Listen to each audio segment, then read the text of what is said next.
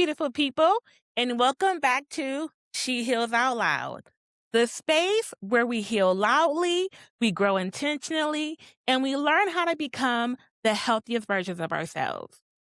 Today's episode is called The Glow Up Nobody Talks About. We're going to be building self-love and self-awareness. We're going to take a deep dive into the internal transformation that changes everything. If you spend any time in mental health or you're on your own wellness journey, you've probably heard of several wellness terms ranging from healing to emotional regulation to boundaries. These words are used so often that sometimes we assume everybody understands what they mean. But the truth is, many of us are using these terms without fully understanding them or how they apply to our own lives. So today, we're going to slow down, take a deep breath, and do a wellness check-in together. We're going to identify and define some of the most commonly used healing and wellness terms. My goal is to provide clarity, understanding, and practical insight so that you can build a better understanding of your own healing journey. Because healing isn't just about learning new words. It's about understanding yourself. It's about recognizing what you're experiencing, putting language to your emotions, and gaining the tools needed to move forward with intention. The more we understand these concepts, the better equipped we are to navigate life's challenges. And then that way we can then begin to build healthy relationships, improve our own emotional well-being, and then we can create lasting change. And that's the goal, is to create that lasting change. So whether you're just beginning your healing journey or you've been doing this work for years, I invite you to listen with curiosity, with grace, and with an open mind. Now let's unpack these terms together and explore what they mean, why they matter, and how they can support your overall wellness. Let's get started. I want to start by asking you a question. I want you to think about who in your life taught you how to love yourself. Not how to achieve, not how to perform, not how to take care of everyone else, but how to genuinely love yourself. For many people, that answer is no one. We were taught how to get good grades. We were pressured into getting good grades. We were taught how to work hard, how to be responsible, how to make other people feel more comfortable. But very few of us were actually taught how to understand ourselves, how to identify our emotions, how to build healthy self-worth, and how to respond to ourselves with compassion. As a therapist, I've learned something important. Many of the struggles people bring into therapy are not because they're broken, and I've mentioned this in previous podcast episodes. They're often a result of never being taught emotional skills.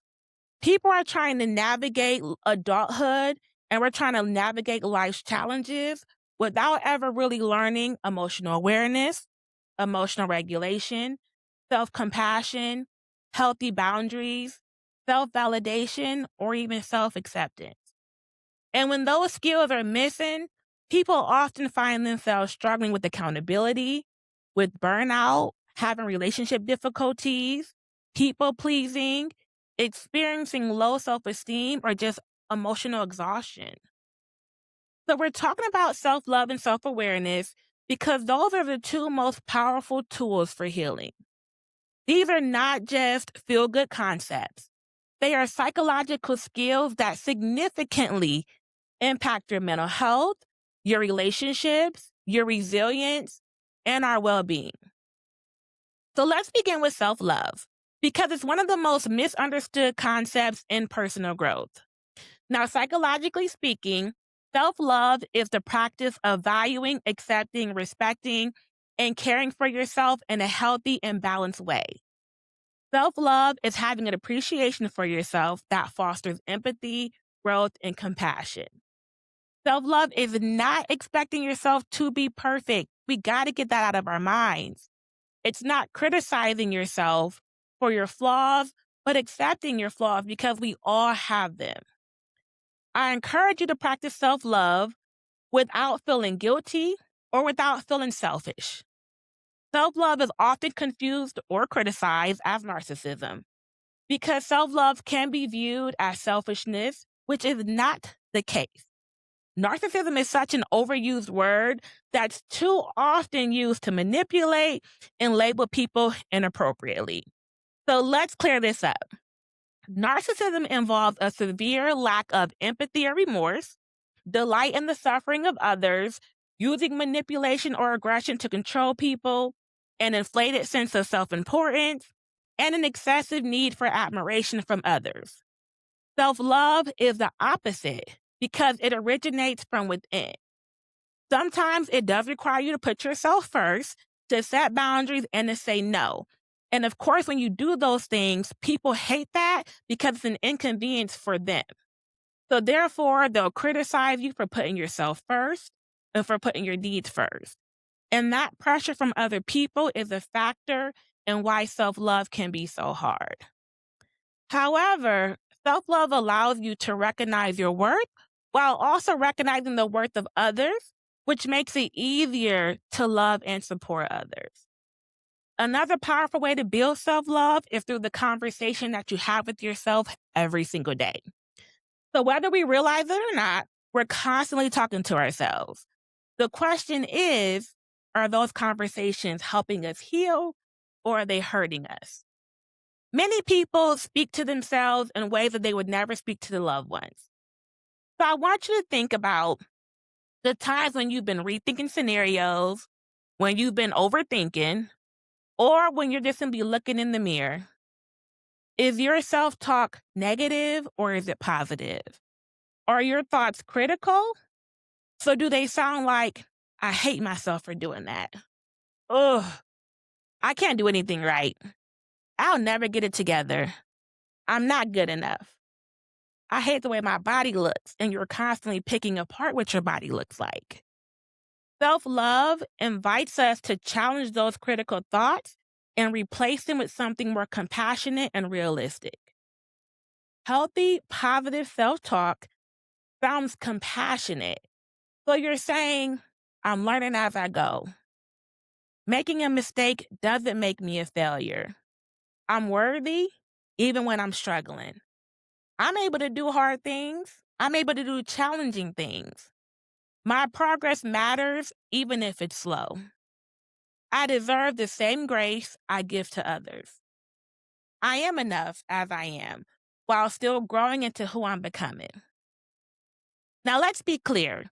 Self love and self talk isn't about pretending everything is okay. It's not about pretending everything is perfect, and you're not forcing some kind of toxic positivity. It's about speaking to yourself in a way that's supportive, that's honest, and that gives you grace. So instead of asking, what's wrong with me?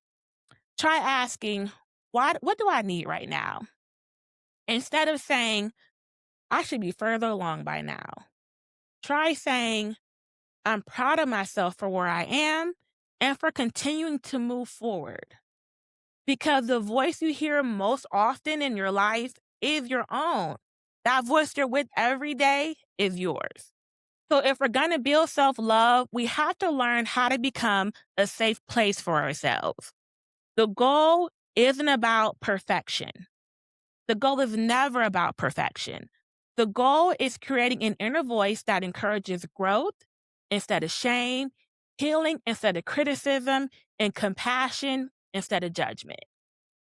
Every time you choose kindness towards yourself, you're strengthening your relationship with the one person you'll spend your entire life with, and that's you. People with healthy self love can acknowledge both their strengths and their weaknesses without their identity completely falling apart and without their confidence crumbling. So, to understand self love, we also need to understand self worth. Self worth refers to the internal belief that you value yourself simply because you exist. Notice what I said. I'm talking about value because you exist. Self worth is not your income. It's not your job title, your relationship status, your weight, your achievements, your appearance. Yet many people unknowingly attach their worth to these things. And this is called conditional self worth. Conditional self worth sounds like I'm valuable if I'm successful. I'm lovable if everyone approves of me. The problem is that conditions constantly change. Life changes, jobs change, our relationship status may change, our bodies change, the economy changes. So if your worth depends on external circumstances, your confidence will always feel unstable. Healthy self worth says, even when I'm struggling, I still have value. Now let's talk about self awareness. Self awareness is the ability to observe and understand your thoughts, your emotions, your behaviors, your motivations, your values, your strengths, and your patterns. So, in simple terms, to shorten that up, self awareness is knowing yourself. Many people know everyone else better than they know themselves. They know what their partner's needs and wants are. They know what their children's needs and wants are. They know what their boss expects. They know what their friends are feeling. But they struggle to answer, what am I feeling? What do I need? What are my values? What are my boundaries? What makes me feel happy? Self awareness helps to answer those questions.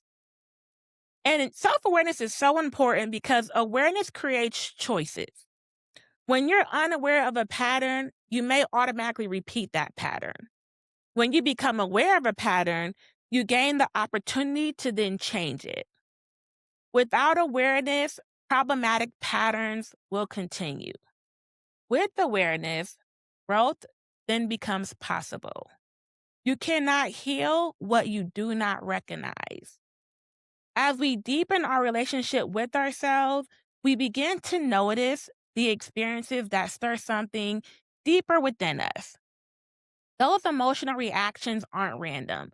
They're often our triggers that are quietly revealing our wounds, our fears, and our unmet needs that are asking for our attention and for our healing.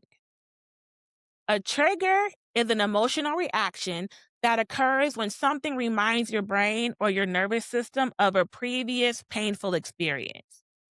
Triggers often create reactions that feel bigger than the actual situation itself. So, for example, someone doesn't text back right away. This situation is so triggering to many relationships. Because if you have unresolved abandonment wounds, or your nervous system may interpret it as a rejection. So the emotional response isn't only about the present moment, it's connected to past experiences. So understanding our triggers helps us to respond more appropriately to that person and that particular situation. Another important concept is emotional intelligence. Emotional intelligence is the ability to identify our emotions, to understand our emotions, to manage our emotions appropriately, and to respond effectively to those emotions. Because the criticisms many people grew up hearing when they express themselves, like, man, stop crying. You're too sensitive. Oh my gosh, get over it. Or just receiving a negative response for expressing ourselves. As a result, you've learned to suppress your emotion rather than to understand them. But emotions serve important purposes. We use them as information. Emotions and feelings are not our enemy. You're not weak if you have them. So emotional intelligence teaches us how to listen to ourselves. Self-love teaches us how to care for ourselves. Once we become aware of our emotions, our triggers, and our patterns, we have an opportunity to then respond differently, not with criticism or with shame, but with compassion and understanding. So let's talk about some practical ways to build self-love and to begin creating a healthy relationship with ourselves. Now, you might be listening to this episode and thinking, you know what? That all sounds great and it all sounds easy, but how am I supposed to build self love when I'm emotionally exhausted?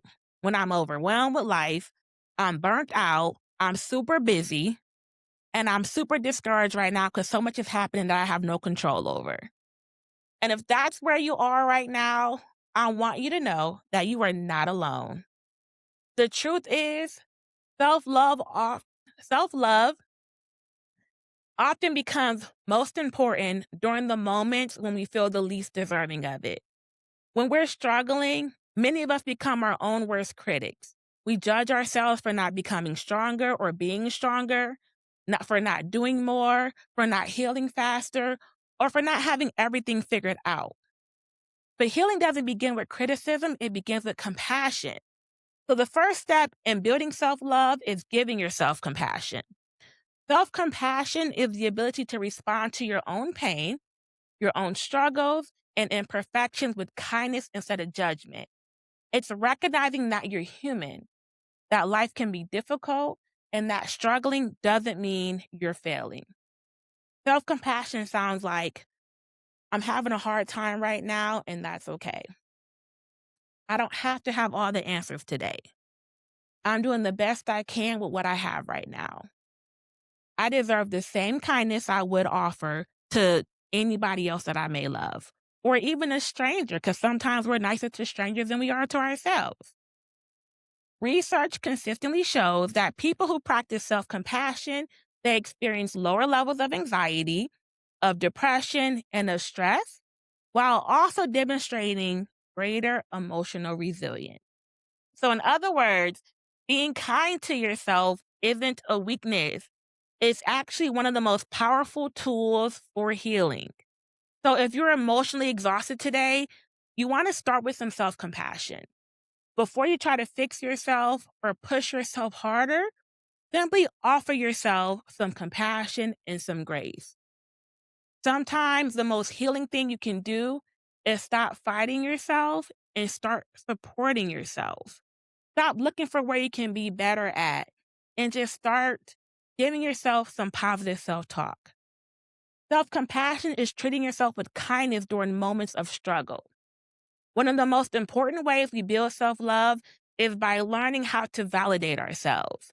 Because if we're constantly looking to other people to tell us that we're enough, that we're worthy, that we're doing a good job, our sense of self worth becomes dependent on external approval. Self love grows when we learn how to offer that validation to ourselves. We need to acknowledge our own feelings without needing someone else to agree. Validation doesn't stop just because someone says you're wrong. Validation doesn't mean staying stuck. When we acknowledge our emotional reality, it can empower us. When we begin validating our own thoughts, our own feelings, and our own needs, something important starts to happen. We become more aware of what supports our well being and what doesn't. And that awareness often leads us to another central part of self love and emotional awareness, which is healthy boundaries. I'm going to always talk about healthy boundaries, just so y'all know. Boundaries protect your emotional, mental, physical, or relational well being. Boundaries communicate what you will accept, what you won't accept, and how you expect to be treated. Healthy boundaries are one of the strongest forms of self love. The relationship you have with yourself often becomes the blueprint for your other relationships. If you constantly are criticizing yourself, you may tolerate criticism from other people. That then creates that low self esteem. If you don't value yourself, you may accept less than what you deserve. If you don't trust yourself, you may constantly seek reassurance from the wrong person. Healing your relationship with yourself changes every relationship around you. You stop choosing people who validate your wounds, and you begin choosing people who are supporting you on your healing journey. The real glow up happens when you know who you are, when you understand your emotions, when you recognize your patterns, when you respect your needs. It happens when you trust yourself, when you stop abandoning yourself, you stop apologizing for taking up space, and you stop measuring your worth by your productivity. You stop waiting for permission to love yourself. And most importantly, you begin creating a life that aligns with your values instead of living according to everyone else's expectations of you. That is transformation. That is healing. And that is the glow up nobody talks about. Before we end today's episode, I want to leave you with a few reflection questions. Take some time this week to ask yourself, what do I believe makes me worthy? How do I speak to myself when I make a mistake? What patterns keep showing up in my life? What emotions do I avoid? What would change if I treated myself with the same compassion I offer everyone else? What would change if I expressed myself more often? Because healing begins with awareness and growth begins with honesty. The more you understand yourself, the more you can love yourself. And the more you love yourself, the less willing you become to settle for anything that compromises your peace. If today's episode resonated with you, share it with somebody who may be working on their own healing journey. Subscribe to She Heals Out Loud for more conversations on wellness, relationships, mental health, healing, and personal growth. And remember, beautiful people, self-awareness helps you understand who you are. Self-love helps you embrace who you are. And together, they create the kind of glow up that no filter, no makeover, and no external achievement could ever replace. So until next time, keep loving on you, keep growing, and keep healing out loud.